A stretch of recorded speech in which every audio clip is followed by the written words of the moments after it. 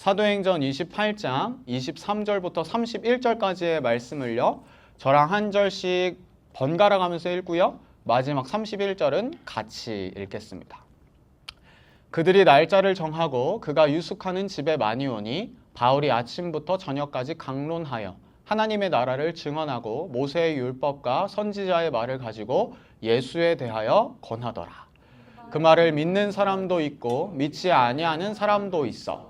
서로 맞지 아니하여 흩어질 때에 바울이 한 말로 이르되 성령이 선지자 이사야를 통하여 너희 조상들에게 말씀하신 것이 옳도다. 일러스되 이 백성에게 가서 말하기를 너희가 듣기는 들어도 도무지 깨닫지 못하며 보기는 보아도 도무지 알지 못하는도다.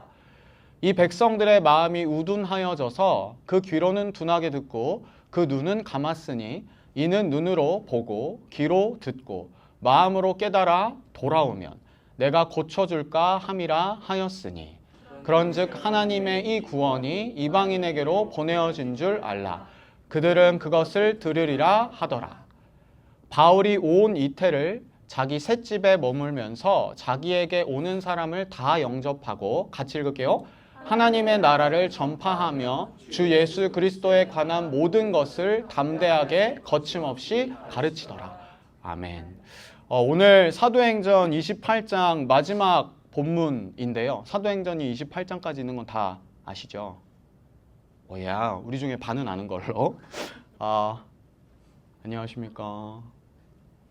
네, 저희가 쭉 매일 성경 본문으로 이렇게 큐티를 해왔었어요. 또 혹시 매일 성경으로 본문을 이렇게 가지고 묵상하시는 분들은 아마도 이렇게 사도행전 28장이 오늘 끝나는 것을 또 알 수 있을 것 같고요. 또 오늘 특별히 6월 30일이에요. 여러분, 2024년에 반이 끝났습니다. 네, 뭐 싫다. 오케이. 그래서 오늘 인트로 퀘스천을 조금 오래간만에 준비해봤는데요. 사도행전의 마지막이기도 하고 6월의 마지막이기도 하고 상반기의 마지막이기도 해서 요런 여러분들에게 퀘스천을 좀 준비해봤으면 좀 약간 좀 짜맞추는 것 같은데, 마지막을 생각해 볼 때 여러분들은요 죽기 전에 어떤 유언이나 묘비명을 그 묘비에 이렇게 남기는 like title sentence 어떠한 것을 남기고 싶으신가요? 죽기 전에 어떠한 유언이나 묘비명을 남기고 싶으신가요? 데이브, yep. 1분 드리겠습니다. 오케이. 제인이만 계획된 것 같은데 혹시 이렇게 한번 고민해 보시면 좋을 것 같아요.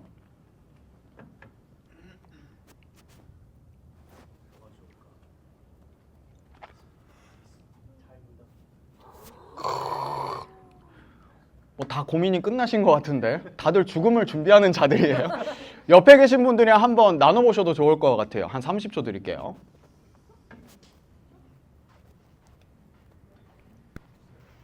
안녕하세요. 저 김동빈 강도사라고 하고요. 네, 반갑습니다. 아니요.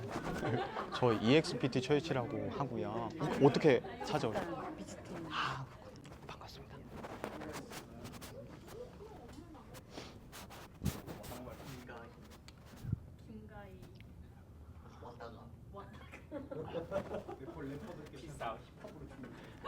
오케이. 저희 한 몇 명만 이렇게 한번 들어보면 좋을 것 같은데. 제인이가 자신 있는 것 같은데 뭐예요? 한 2년 전부터 얘기했던 것 같아요. 저는 뭘 봐 그냥 가. 뭘 봐 그냥 가.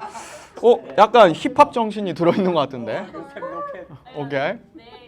내가 죽은 걸 슬퍼하지 말고 세상을 열심히 살아라. 야. 친데레요? 야. 우리 서운해할 거면서. 그러네. 우리 EXPT의 고유 명사 김다호는 뭐라고 남길 건가요? 어려운데요.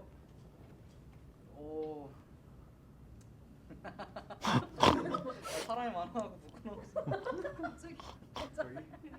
저는 개인적으로 그렇게 되고 싶기에 교회가 될 수 있었으면 감사했다. 약간 좀 짜내는 거 아니야? 오케이. 저의 X 고유 명사였던 박찬민은 그래. 오케이. blank. 멋있다. sick. 아까 말씀드린 대로 그냥 래퍼로 살다가 힙합으로 죽는 거야. 뭐 랩탑으로 살다가 뭐라고? 래퍼. 오케이. 래퍼로 살다가 힙합으로. 인생 힙합답게. 오케이. 좋습니다. 아마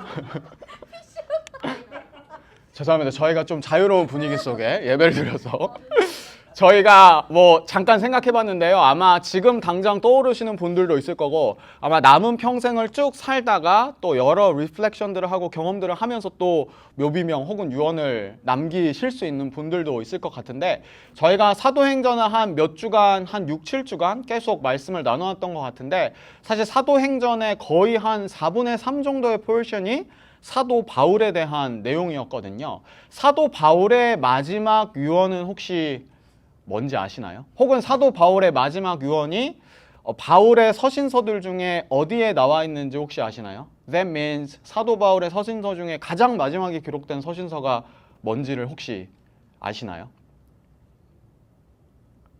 다 아시기 때문에 넘어가겠습니다. 한 명 빼고 다 알기 때문에. 사도 바울의 마지막 유언이 담겨있는 혹은 마지막에 기록했던 서신서는요. 디모데 후서입니다. 그리고 디모데 후서 중에서도요. 4장 7절에서 8절까지가 어떻게 보면은 사도 바울이 마지막으로 썼던 그리고 남겼던 말입니다. 나는 선한 싸움을 싸우고 나의 달려갈 길을 마치고 믿음을 지켰으니 이제 후로는 나를 위하여 의의 면류관이 예비되었으므로 주 곧 의로우신 재판장이 그날에 내게 주실 것이며 내게만 아니라 주의 나타나심을 사모하는 모든 자에게도 니라. 저는 이 7절이 항상 저의 마음을 읽을 때마다 좀 이렇게 때리는 말씀인데 나는 선한 싸움을 싸우고 나의 달려갈 길을 마치고 믿음을 지켰다. 그래서 예비된 그 나라에 들어간다. 그 소망과 기대와 고대함이 담긴 사도 바울의 마지막 유언인데요. 또 어떻게 보면 이 디모데 후서가 기록된 시간과 오늘 사도행전 28장에 나오는 사도 바울의 사건 혹은 사도 바울의 이야기가 한 2년 정도 차이는 나기는 하거든요. 그런데 사실상 어떻게 보면 오피셜한 기록으로서 이 사도행전 28장이 사도 바울의 마지막 행적 혹은 기록을 남긴 거거든요. 사도 바울이 마지막 유언을 남기기까지 어떠한 마지막의 스토리가 있었는지 오늘 그 사도 바울의 마지막 이야기, 사도행전의 마지막 장, 그 부분을 저와 함께 잠깐 같이 나누면 좋을 것 같습니다. 23절에 저희가 읽었던 본문에 이러한 이야기가 나옵니다. 그들이 날짜를 정하고 그가 유숙하는 집에 많이 오니 바울이 아침부터 저녁까지 강론하여 하나님의 나라를 증언하고 모세의 율법과 선지자의 말을 가지고 예수에 대하여 권하더라.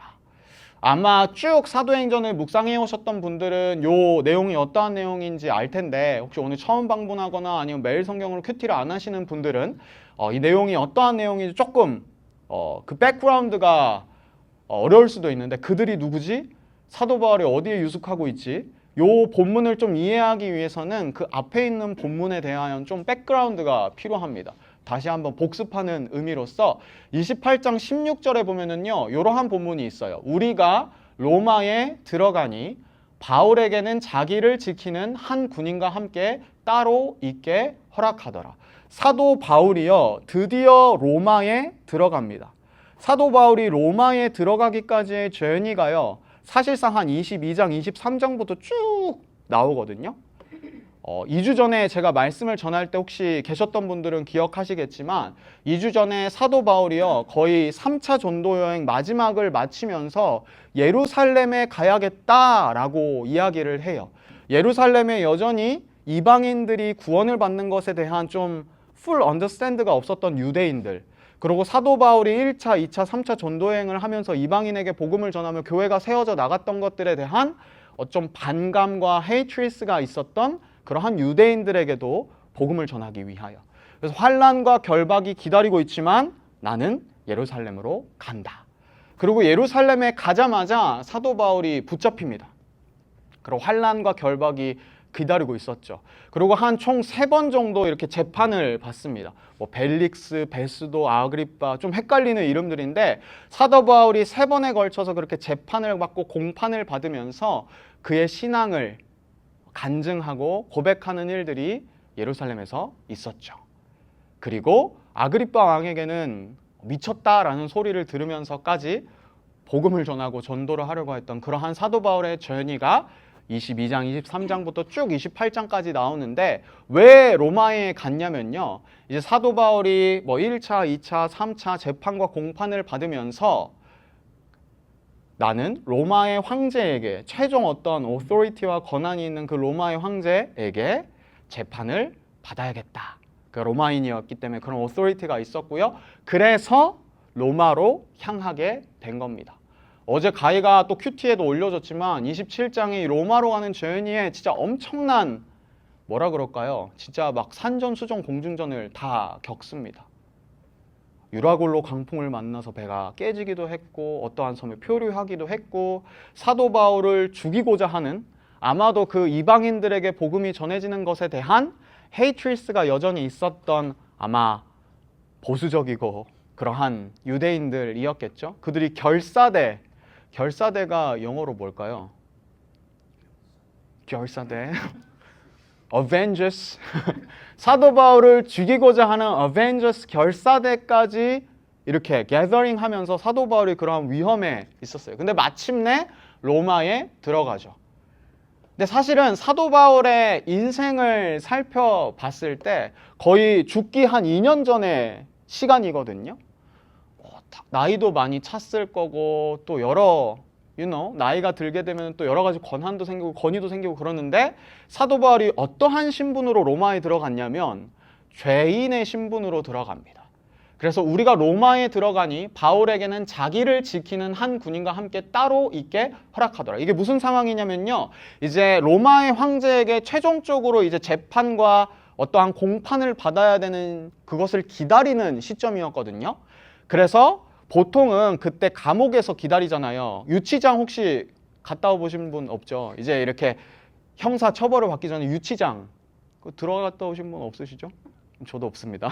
유치장에 이렇게 기다리는 것처럼 감옥에 보통은 기다리는데 그 죄인과 죄수가 도망갈 염려가 없을 때 이 사람이 도망 안 가겠다라고 생각될 때는 가끔씩 가택연금, 집에서 감옥 생활하는 그 재판을 기다리는 상황도 있어요. 그래서 사도 바울이요.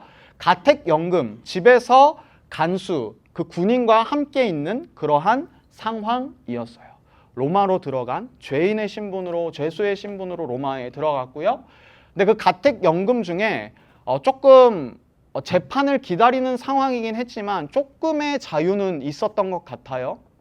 사흘 후에 바울이 유대인 중 높은 사람들을 청하여 그들이 모인 후에 이르되 그 로마에서 가택연금을 하는 상황 속에서 유대인들을 부릅니다.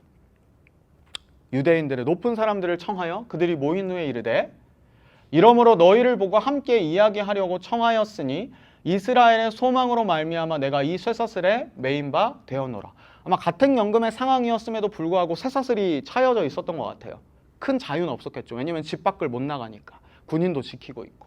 그런데 유대인들을 불러서 청한 이유가 무엇이었냐면 이스라엘의 소망으로 말미암아 내가 이 쇠사슬에 매인 바 되었노라. 여전히 그 유대인들 가운데에 왜곡된 복음 혹은 왜곡된 마음을 가지고 있었던 그 유대인들에게 다시금 그 복음의 본질을 하나님의 나라를 전하고자 했던 마음이 있었던 것 같아요. 그래서 이러한 백그라운드를 가지고 23절에 가면요. 그들은요. 유대인들, 대부분의 유대인의 무리였던 것 같아요. 그들이 날짜를 정하고 그가 유숙하는 집, 즉 사도 바울이 가택연금 상황 속에 있었던 곳이요. 많이 오니 날짜를 정하고 왔대요. 그 사도 바울은 좀 제의였던 것 같은데 날짜를 정하고 그가 유숙하는 집에 많이 오니 바울이 아침부터 저녁까지 강론하여 하나님의 나라를 증언하고 모세의 율법과 선지자의 말을 가지고 예수에 대하여 권하더라. 많은 사람들이 그 가택연금 상황 속에 있었던 바울에게 찾아왔고요. 그리고 하나님의 나라를 강론하고 복음을 전했대요. 마지막까지 진짜 최선을 다하는 바울의 모습이죠. 근데 이어지는 본문 24절에는요. 조금 재밌는 표현이 나오고 있어요. 뭐냐면요. 그 말을 믿는 사람도 있고 믿지 아니하는 사람도 있어. 사실은 저는 약간 이 보라색으로 언더라인을 했던 부분에서 조금 약간의 의문점은 아니지만 조금 아쉬움 있었던 것 같아요. 사도 바울이요, 지금까지요 1차, 2차, 3차 전도 여행을 하면서 얼마나 많은 도시를 들렀고 얼마나 많은 사람들에게 복음을 전했냐면 다 아시잖아요.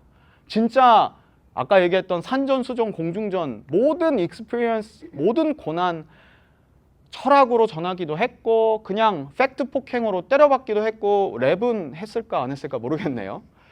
그러면서 수많은 사람들에게 복음을 전했던 바울이고 그 뭐랄까요, 익스피리언스가 너무 많고 진짜 막 여러 가지 것들을 다 경험했던 바울인데 바울이 전한 그 복음에 믿는 사람들도 있고 믿지 않는 사람들도 있었다는 거예요. 어떻게 보면 이제 목회자의 관점으로 보냐면 저랑 원영 목사님이 한 30년 후쯤에 이제 30년 동안 설교를 했다고 쳐요.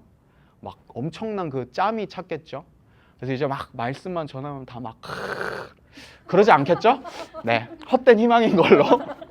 아무튼 사실은 사도 바울의 그 마지막인데 복음을 전하고 하나님 나라를 강론하면 막 다 뒤집어지고 막 다 억셉트하고 믿는 사람들 막 다 막 그랬어도 좀 아쉬울 텐데 믿지 아니하는 사람이 있었대요. 그러한 경험이 많은 사도 바울인데 온갖 도시를 돌아다니면서 복음을 전했던 사도 바울인데 그리고 솔직히 말해서 이 사도행전을 누가가 기록했잖아요. 누가 기록했을까요? 누가가 죄송합니다.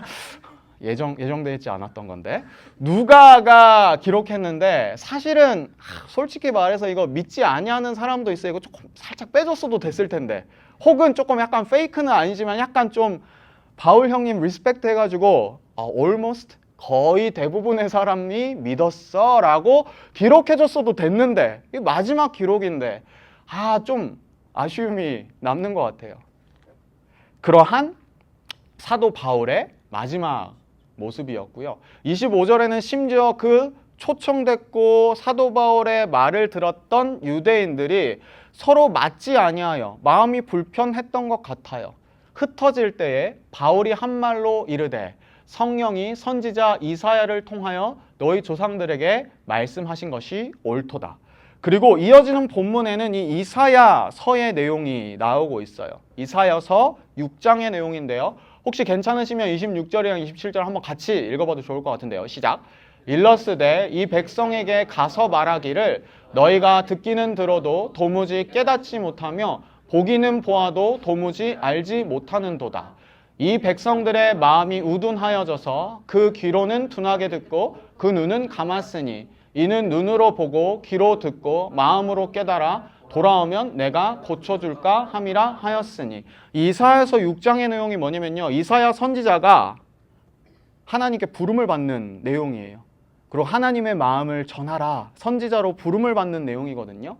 근데 이사야 선지자가 어떠한 내용을 얘기했냐면 이스라엘의 멸망에 대해서 얘기했어요. 그리고 멸망에 대해서 얘기하고 멸망이 끝이 아니라 다시금 소망이 찾아올 것이다. 메시아를 통하여서 다시금 회복될 것이다 라는 것들을 선포하는데 이사야 선지자를 부르면서 네 말을 안 들을 거야 라고 이야기해요. 저는 이 본문 사도 바울이 멘셔닝했던 본문에서 이 구약의 이스라엘 백성들과 신약의 유대인들의 어떠한 좀 공통점을 발견하게 됐던 것 같아요. 구약의 이스라엘 백성들에게 하나님께서 주신 소명과 비전, 그들을 이스라엘로 선택하시고 선민, 정말 chosen people로 선택하신 이유는 무엇이었냐면 열방에 하나님을 알지 못하는 그 이방에 여호와 하나님을 알게끔 하려는 열방의 빛이 되게끔 하려는 그 목적이 있었는데 구약의 이스라엘 백성들이 어땠나요? 못했죠. 하나님과의 관계가 깨어지고 그들이 하나님을 알려야 했던 이방인들의 컬처, 풍습, 믹싱아웃되고 그러했잖아요. 이사야 선지자의 어떠한 그 이사야서를 사도 바울이 멘셔닝한 것은 그가 말씀을 전하고 혹은 복음을 전하고 있는 신약의 유대인들이 이 구약의 이스라엘 백성들과 같았다라는 것을 말하기 위함이었던 것 같아요. 신약의 유대인들을 생각해 보면요, 구약의 이스라엘 백성들이 그 하나님을 드러내고 이방의 열방의 빛이 되는 것에서 실패했잖아요. 그래서 결국엔 예수님이 오셨고, 그리고 예수님이 오셔서 그 하나님 나라의 복음이 그 십자가의 죽음과 부활로 인하여서 모든 자들에게 오픈되었잖아요. 근데 신약의 유대인들에 대한 하나님의 기대는 아마 그랬을지 않았을까라는 생각이 들어요. 야, 드디어 이제 예수 그리스도를 통하여서 복음이 모든 이들에게 확장되고 오픈되었어. 너네 유대인들이 발벗고 나서서 전하면 안 되겠니? 지금까지 히스토리컬하게 이 우리를 인도해왔던, 이스라엘을 인도해왔던 그 야훼 하나님이, 여호와 하나님이 너네의 하나님이야.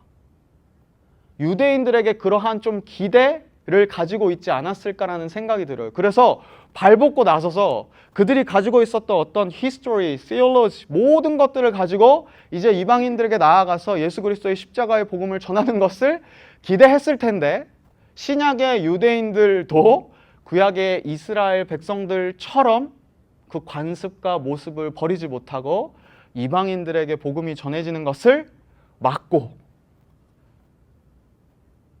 복음의 확장을 방해하고 있었던 거죠. 사도 바울이 아마 그러한 마음으로 신약의 유대인들, 그리고 구약의 이스라엘 백성들, 그리고 이스라엘 백성들이 듣지 않을 거야 라고 하는 그 이사야서의 말을 인용했던 것 같아요. 그리고 이렇게 얘기합니다. 그런즉 하나님의 구원이 이방인에게로 보내진 줄 알라. 그들은 그것을 들으리라 하더라. 어떻게 보면 사도 바울의 이 마지막 모습인데, 조금은 약간 뭐라 그럴까요? 조금은 그 쓴소리 하는 것 같은, 혹은 조금은 마지막인데 사도 바울이 이렇게 딱 복음을 얘기하고 하나님 나라의 복음을 강론하고 이랬을 때 유대인들도 막 컨버전 해가지고 오케이, 우리 이제 이방인들에게 복음 전하러 갑니다. 당신의 가르침을 따라서, 이렇게 했었어도 조금 기대에 못 미쳤을 텐데, 유대인들은 누군가는 듣지만 누군가는 듣지 않고 누군가는 믿지 않고 마음이 어려워져서 흩어지고, 사도 바울은 이사야서 선지자의 어떠한 말을 인용하면서 그래, 이방인들에게 복음은 전해진 거야, 주어진 거야, 이렇게 얘기를 하는 것 같아요. 사도 바울의 끝이 약간은 좀 뭐라고 표현해야 되죠? 수상쩍은이 아닌데 만족스럽지 못한 부분인 것 같아요. 근데 이 사도 바울의 마지막은 우리가 생각했을 때, 혹은 우리의 관점으로 봤을 때 조금 아쉬울지 몰라도, 이 사도 바울의 넥스 스텝으로 이어집니다.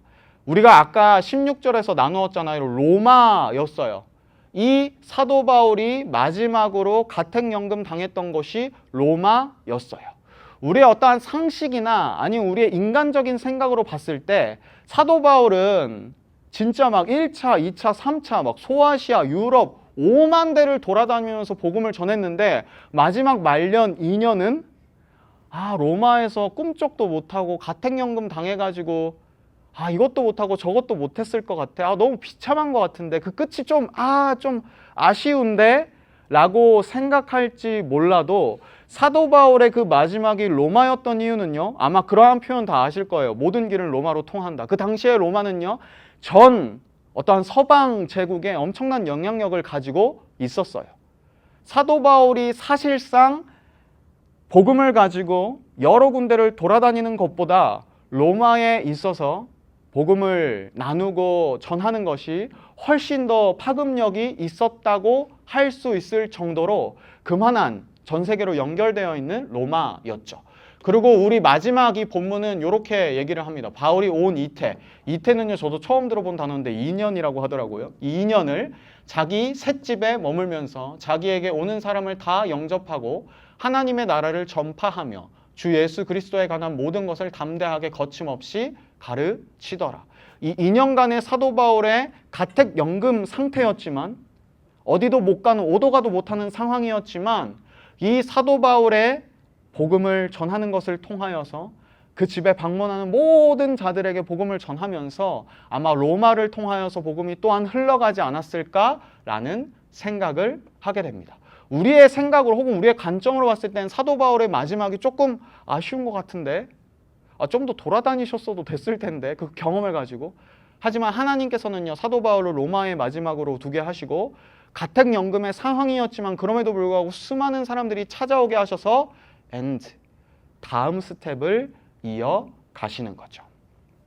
저는요, 오늘 설교 제목을요, The End and the End라는 것으로, 이번에는 좀 어그로 끄는 걸 실패했는데, 이렇게 정한 게 뭐냐면요, 사도 바울의 마지막이 안 좋은 것 같고 우리의 생각으로는 조금 아쉬운 것 같고 무엇인가 못 미치는 것 같지만 하나님께서는 그 마지막을 통하여 다음 스텝을 열어 가시는 거죠.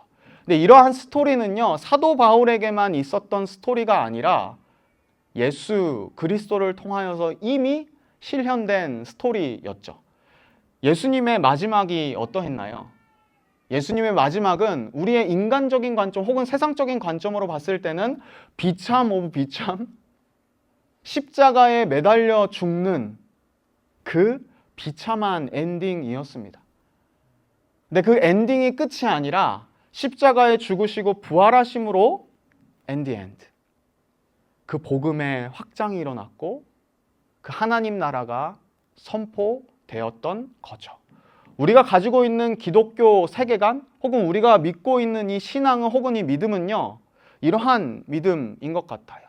인간적인 관점으로 혹은 세상적인 관점으로 봤을 때는 뭔가 비참해 보이고 뭔가 새드해 보이고 새드 엔딩인 것 같고, 하지만 하나님께서는 그러한 엔딩을 통하여 다시금 다음 스텝을 이어 가시는 거죠.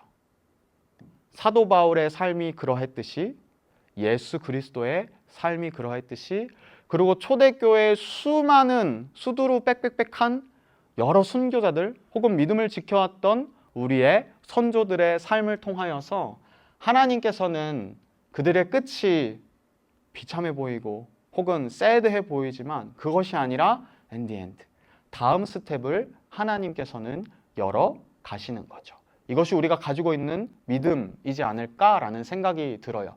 그리고 end the end, 그 복음의 확장, 사도 바울이 로마에서 전했던 그 복음이요, 그 로마에만 머무는 것이 아니라 전 세계에 확장이 됐죠.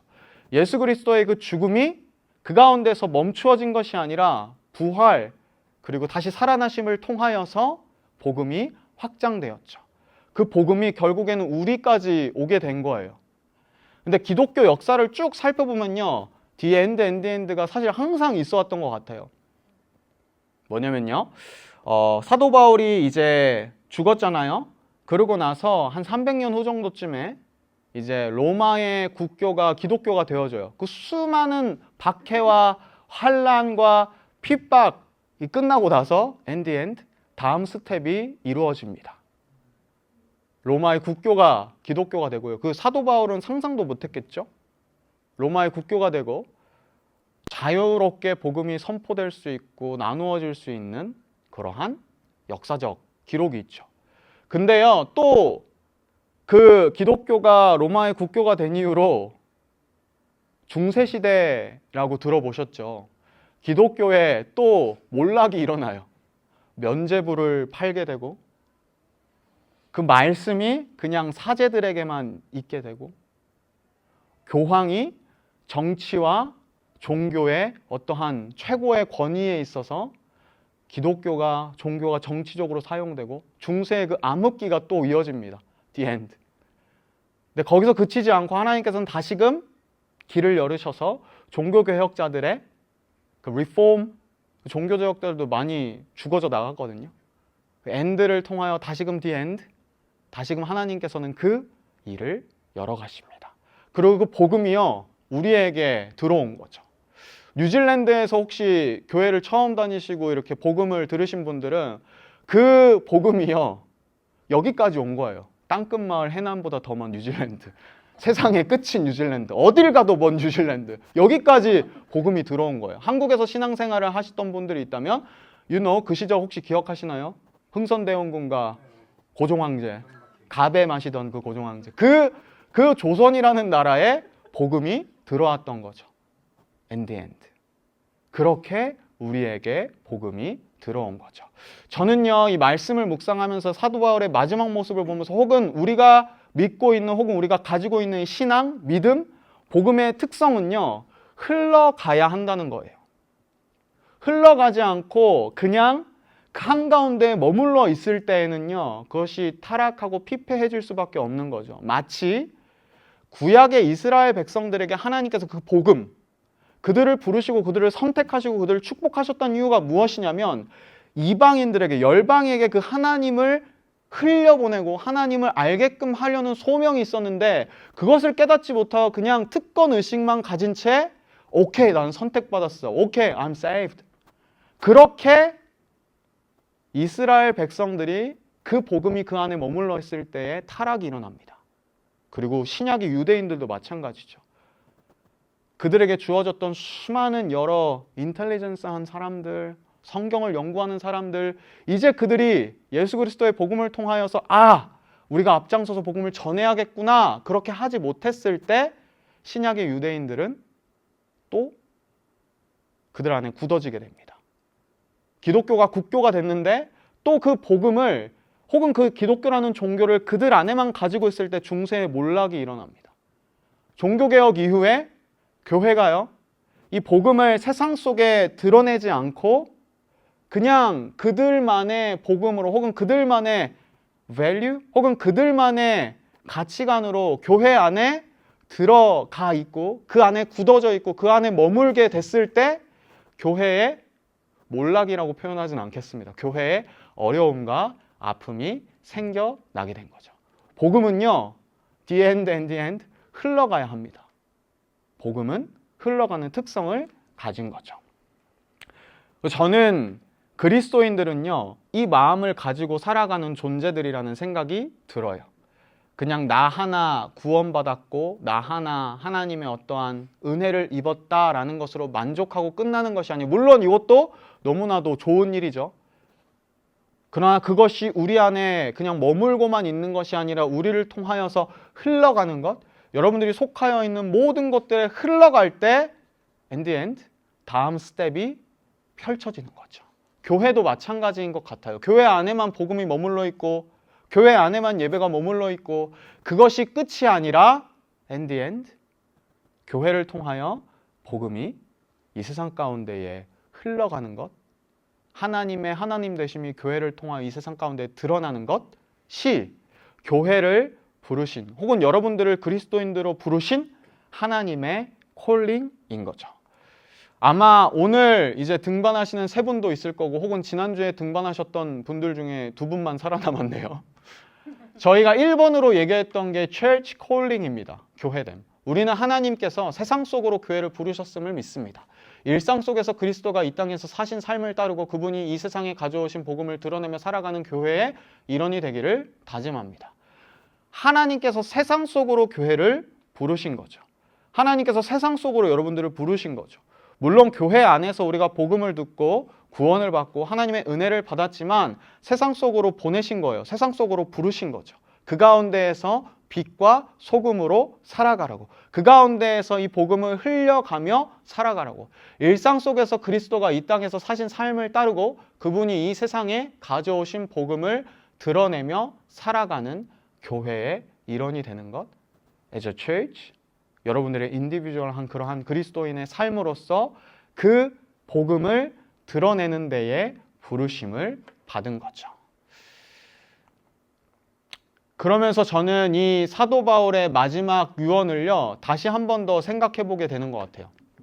나는 선한 싸움을 싸우고 나의 달려갈 길을 마치고 믿음을 지켰으니 이제 후로는 나를 위하여 의의 면류관이 예비되었으므로 주 곧 의로우신 재판장이 그날에 내게 주실 것이며 내게만 아니라 주의 나타나심을 사모하는 모든 자에게도니라. 그가 이 땅에서의 삶을 복음을 드러내고 복음을 흘려보내는 데에 결박과 환난과 고난과 핍박을 두려워하지 않고 그 삶을 걸어갔을 때에 달려갈 길을 마치고 믿음을 지켰을 때에 이제 후로는 나를 위하여 의의 면류관이 예비되었으므로 주 곧 의로우신 재판장이 그날에 내게 주실 것이며 내게만 아니라 주의 나타내심을 사모하는 모든 자에게도니라. 주의 나타내심을 사모하는 우리 모두에게도요. 그래서요, 다른 의미로 오늘의 제목 The End는요. 우리가 이 땅에서 살아가면서 정말 최선을 다해서 복음을 전하고 그 가운데에 가끔은 어려움도 찾아오고 가끔은 이유 모를 고난도 당하고 그러나 그 엔드, 우리의 삶이 끝나는 것을 혹은 우리의 삶이 죽어지는 것을 두려워하지 않을 수 있는 이유는요. end, 영원한 그 하나님의 나라가 우리를 기다리고 있기 때문에 우리가 복음을 드러내며 복음을 나타내며 하나님의 하나님 되심을 나타내며 살아갈 수 있는 거죠. 그래서 오늘 사도 바울의 이 마지막 모습이요, 혹은 이 마지막 유언이요, 우리에게 소망스러운 고백이 되었으면 좋겠습니다. 여전히 우리의 삶 가운데는요, 사도 바울이 매인바 되고 묶임바 된 것처럼 가끔은 그리스도인이기에 나도 남들처럼 살고 싶은데 라는 고민이 있을 수도 있고요. 가끔은 하나님은 선하신데 왜 나 삶에 이러한 고난이 찾아오지? 라는 의문점도 있을 거고 풀리지 않은 숙제들이 아마 있을 것 같아요. 하지만 사도 바울이 이렇게 마지막으로 담대하게 선포했던 것처럼 우리 안에도 그 소망과 그 고대함과 그 기대함이 있었으면 좋겠습니다. 그리고 그러한 마음을 가지고 살아갔으면 좋겠습니다. 마지막으로 이러한 센텐스를 나누고 싶은데요. 이러한 문구가 있습니다. 제가 이 팔찌를 끼고 하는데 원영 목사님이 제가 이 팔찌를 끼고 오면 맨날 물어봐요. 왜 끼냐? 제가 교회에 방문했다가 그 교회에서 이렇게 복음을 이렇게 나누는 날이었어요. 그리고 여기에 이러한 글자가 적혀 있어요. Live passionately, live boldly. 이 땅을 정말 passionately, 열정적으로 그 복음을 전하며 하나님의 나라를 드러내며 가끔은 우리에게 찾아오는 고난과 이해되지 않는 수많은 그러한 그러한 것들, 그럼에도 불구하고 우리가 이 땅을 열정적으로 혹은 그것을 감당하며 걸어갈 수 있는 이유는 이것이 끝이 아니라는 걸 알기 때문에 수많은 사람들이 그러한 스텝들을 통하여서 복음이 우리에게까지 왔다는 것을 알기 때문에, 그리고 우리가 담대하게 이 땅을 떠날 수 있는 이유는요, 영원한 재판관이 의의 면류관을 가지고 기다리고 있고 수고했어, 나에게로 와서 함께 영원한 하나님의 나라를 누리자 라고 우리를 기다리고 계실 그 하나님이 있기 때문에. 그래서 우리의 이 사도 바울의 열정이요, 사도행전 쭉 기록됐던 사도 바울의 열정이요, 우리에게 부담으로 다가오는 게 아니라 사도 바울처럼 나 못 살 것 같은데, 그 부담이 아니라요, 그냥 좀 그 소망으로 우리에게 다가왔으면 좋겠습니다. 그리고 우리의 일상 속에서 그 복음을 우리 안에만 머무르게 하는 것이 아니라 복음을 흘려보내는 데에 조금 더 뭐라고 할까요? 기쁨으로, 그냥 프레셔 때문에 그러는 것이 아니라, 누군가가 막 시켜서 그러는 것이 아니라 기쁨으로 우리가 그 복음을 우리의 삶에 드러내는 데에 함께 동참하셨으면 좋겠고요. 우리 교회도요, EXPT Church, 이름은 어떻게 될지는 아직 잘 모르나? 1시간 후에 공개됩니다. 우리 교회가요, 이 공동체가요, The End, 죽어지는 것을 두려워하지 않고 교회를 통하여 하나님의 나라가 드러나는 것을, 복음이 이 세상 가운데 흘러가는 것을 정말 기쁨으로 감당해 나가는 이러한 공동체가 됐으면 좋겠습니다.